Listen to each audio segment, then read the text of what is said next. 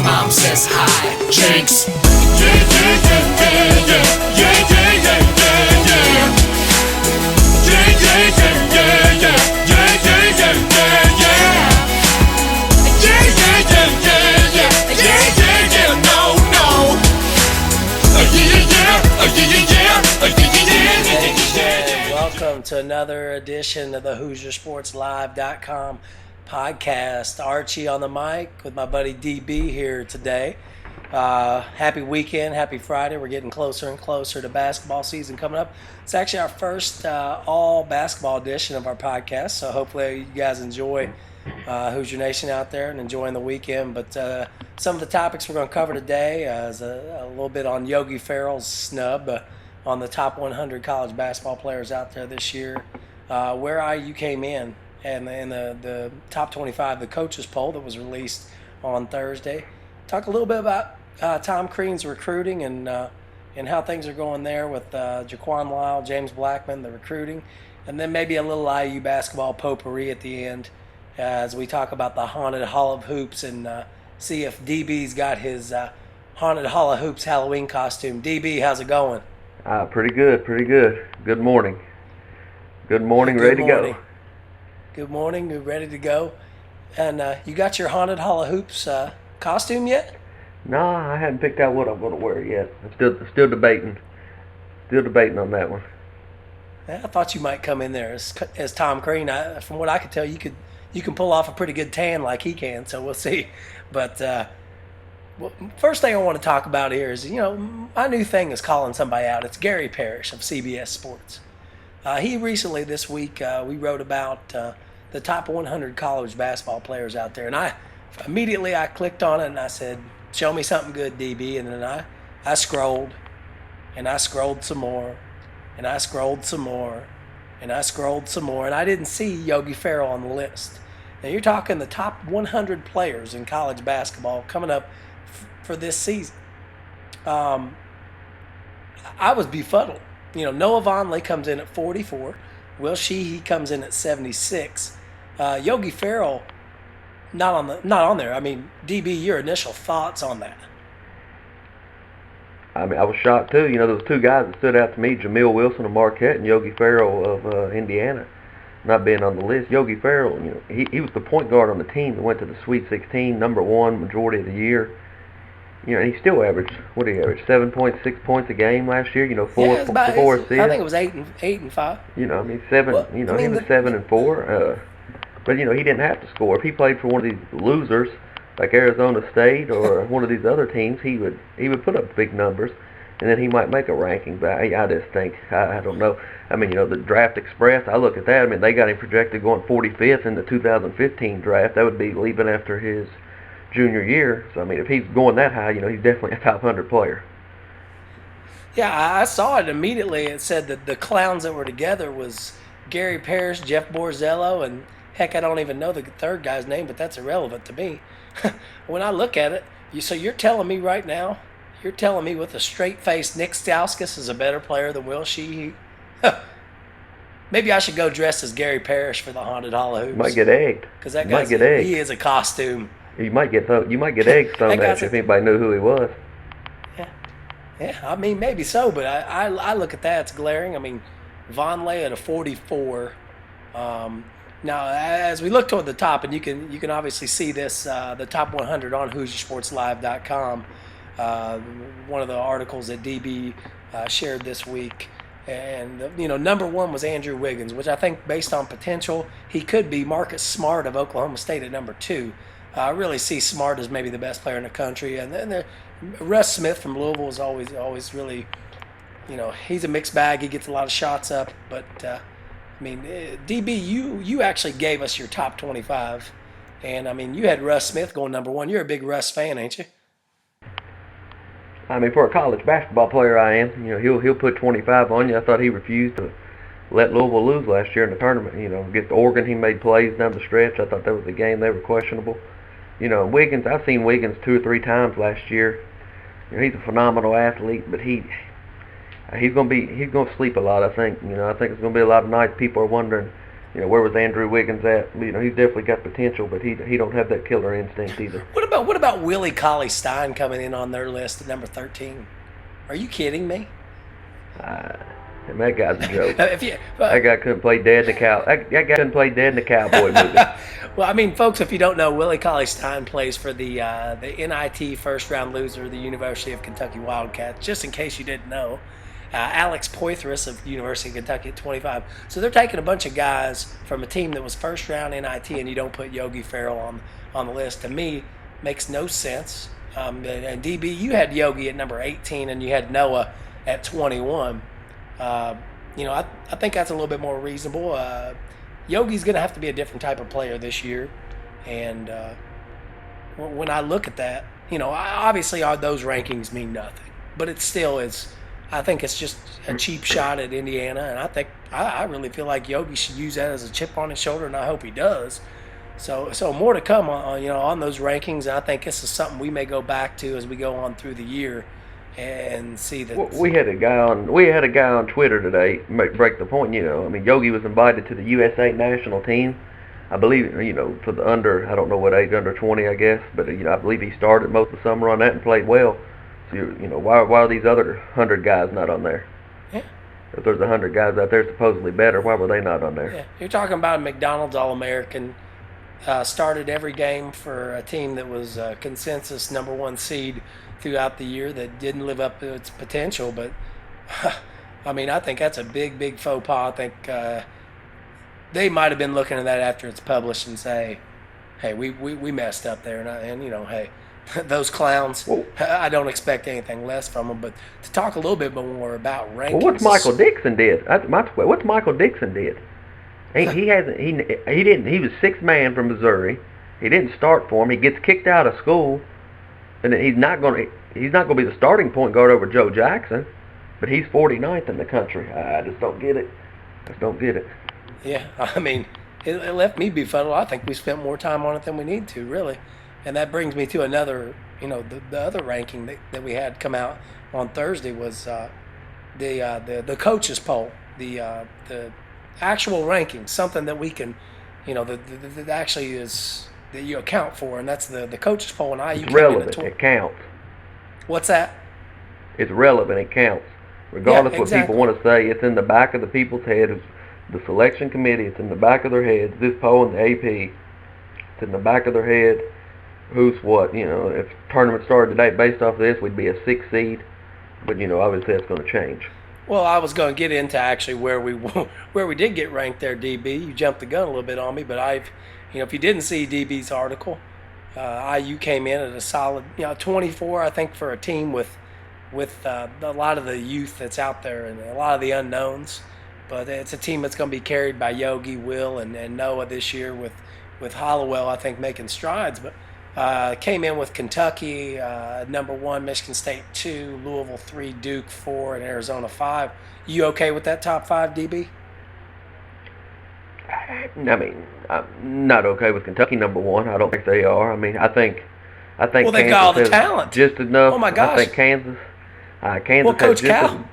Kansas has just as good a recruiting class with Selden, Wiggins, and Embiid, and they return enough. They return more veteran leadership than Kentucky does. They were number 1 last year. Michigan got lucky and beat them. I think they return. That's my pick to be number 1. I think if I was going to make my pick right now at the end of March before it all cuts down, I think Kansas is probably 1 going in, but I'd pick Arizona to probably win the whole thing. They have just as good as recruiting class too, and they return a whole lot more. The thing that kills me, it's like you got 3 guys for Oklahoma State: Marcus Smart, Markel Brown, and Brian Nash. If those guys were what they are right now coming out of high school, they might not be better pros, but they would be ranked higher than anybody Kentucky has. They're basing it too much on potential, and you've seen what happened to them last year. I'm just not a believer in Kentucky. Yeah, it's a thing. Calipari comes out, oh, we got 7 guys that can score 25 points in a game. Well, what does that mean? Can you play together? We saw it last year. You had all this talent, and what happened? Not to get too much on Kentucky, but it just seems they keep popping up. They're fans, and I'll call up their fans right now, to be flat honest with you. You like that. You have a selective memory, University of Kentucky fans. because you only remember what you want to remember. All right? Last year, you lost to, I mean, you lost in the first round of the NIT to a school. Hell, I had more people in my high school gym than Robert Morris's gym. Yeah, Bobby To be Morris. flat honest with Bobby you. Morris. Bobby, yeah, and my theory is, preseason rankings don't mean all that much, but you got a 1-2 matchup right off the jump with Kentucky, Michigan State. I look for Michigan State to beat them double digits. What about you? I'm not a believer in Michigan State. If I'm going to look at Kentucky's schedule, I think they'll beat Michigan State, but I think they'll lose at Carolina, and I think Louisville will beat them. I think Marquette's underrated in this. I think Connecticut's way underrated in this poll, and I think Oklahoma State's way underrated. The overrated teams, I think Ohio State, they're very overrated. Syracuse, I don't know about them right now. Speaking of Louisville, and we'll get to, you mentioned Syracuse, we'll find out real soon on them. But you mentioned Louisville. What do you think about old Shane Bohannon and your down there in Louisville and your Louisville media boys down there? They're not too happy today, are they? I just think it's a smokescreen by Pitino. He does this every year. He suspends somebody. That's fine to suspend him, but don't say that he's not going to come back. It's probable when he'll be back. He'll be back mid-December. Guarantee you that. He's had problems with Bohannon for the whole time Bohannon's been there. We do have a source inside the program. He's had a problem with him, and him and Chris Jones. Just wait. Chris Jones is going to be a problem too. The JUCO transfer, it's already starting. It'll come out, but Bohannon's going to be back. Just Pitino needs to shut up and just say he'll be back instead of trying to drag it on and play games in the media. Bohannon knows he has Pitino wrapped around his finger. Pitino needs him. Yeah. Well, maybe Pitino was out too busy getting a tattoo or something like that. Yeah, or spending 15 seconds with a woman. Thing now. maybe so. And you mentioned Pitino's style, and a kid that was committed to Pitino was Jaquan Lyle, and that's a name that Hoosier fans are starting to get more acclimated with now because he was recruited by Tom Crean before he committed to Louisville, but has since decommitted. And this week or Thursday night actually, so some of the recruiting analysts are saying IU's going to get a visit from Jaquan, and that he's been on Twitter. He's been getting texts from Tom Crean. The same maybe with James Blackman Jr. Do you think Crean's putting too much effort into two kids that essentially spurned him just a few months ago? You can't put too much effort. They're Indiana kids, and I would still be after the other two as well. Trey and Trevon. Trey's probably going to. Well, he said Kentucky or Louisville. Trevon, I'd say he'll end up at Xavier, but I'd like to have Justin Cage at Indiana as well, and he went to Xavier. You just can't let these kids get out. I understand Blackman, Lyle, and Trevon are pretty much all the same kind of player, but I'd still like to have two of them if we could get to go with Robert Johnson, but we'll see. Yeah, and then the ones you're referencing obviously is Trayvon Blewett, who decommitted from UCLA just a couple weeks ago, and Trey Mamba Lyles, who decommitted from Indiana. So there's a theme with these kids. It looks like all four of them have decommitted from a school. You think something's in the water in Indiana? Well, I'd say Mamba Lyle, he's probably a one and done, but the other three wouldn't surprise me if they don't end up. It wouldn't surprise me if, I ain't saying they will, but it won't surprise me if any of them don't end up at more than one college. It just seems like they're struggling making their mind up. Don't know if they'll be happy anywhere. I think Xavier would be a good spot for Trevon, but the other two, I just don't know if they'll make the right decision. Well, I think Crean's grasping at straws. I know we disagree on this because you're big on the in-state kids, and I'm, big on loyalty and character like a Robert Johnson, who I really love and am looking forward to next year. But I think Crean's putting too much effort into two kids that are probably going to go elsewhere. DB, you believe Blackman's going to Michigan. You've been saying that for weeks. I've got a source inside the Kentucky program that told me just a couple of weeks ago, Mamba and Blackman Jr. were locks to go to Kentucky, and now he's backing off that a little bit. Blackman will be at Michigan. If I'm wrong, but everything I'm told, he'll be at Michigan. Mamba Lyle, I'm not really a big fan of his. You say the effort. I think Crean's putting the effort in. Jaquan as well as JBJ, but I'm sure he's also putting that kind of effort into Devin Robinson too. Those are really the only three he's going with. If we can get one of those three to go with Robert Johnson, I mean, we're set. We don't need we don't need 6 or 7 guys. We need 2 guys that are good, that'll come in and play the role. I agree with you there. That's all we need. I was talking to somebody last night, or 2 nights ago maybe even, and they were talking about, oh, we don't have enough players coming in, and, you know, just last year you said people were saying we had too many players committed, that we oversigned. So I think Tom Crean is damned if he does and he's damned if he doesn't. If you can get 2 top 50 players to go with a class that was a top 10 class, paired with a Yogi Ferrell in the backcourt, you only lose Gordon and Sheehy. But here we are talking about all this future, and we haven't even started the season yet, because in my mind, 3 weeks from today, the recruiting goes out the window for me. I'm worried about the X's and O's instead of the Jimmies and the Joes, like you say. So I'm ready to get the ball tipped up. We got a lot of great things coming on Hoosier Sports Live coming up next week, and we got the football game, the pregame coming up on Saturday. DB, what are we going to look for in that pregame on Saturday morning? Well, we're going to tell you what Indiana needs to do different, and, you know, starts number 1, you got to run the ball. Michigan can score it. The more you have it in their hands, I mean, bottom line is this, Jack. You know, when it comes on a Sunday, or it comes the NFL draft, Michigan's going to have more players drafted than Indiana. You got to keep the ball out of their hands. And let's call a spade here. When you're watching guys get drafted from the Big Ten, 90% of the time they're showing their highlights on the NFL draft, they're playing Indiana. You know, Indiana's talent's going up, but right now it's not there. Call a spade. We're going to tell you what they got to do different to have a chance to win at Michigan. Well, it's been, I know Kate Upton showed us, it's been, 46 years since we beat them up there. So 1967 in Ann Arbor. 1967. But Neil Armstrong hadn't even took a sip of Tang on the moon yet. Yeah, exactly right. I believe that was the Rose Bowl year, if I'm not mistaken. I'd have to check my facts on that. Maybe you could check me on that. But so, you know, and I want to mention one thing before we go. HoosierSportsLive.com, at Hoosiers Live on Twitter. I want to thank all of our followers and fans, listeners out there for the efforts with our rebrand. We've been going through some different things. We've changed up our site. We've got a lot of great things to come. DB's been putting in a lot of great efforts on a lot of the articles that we got going out there. So go out there, check it out.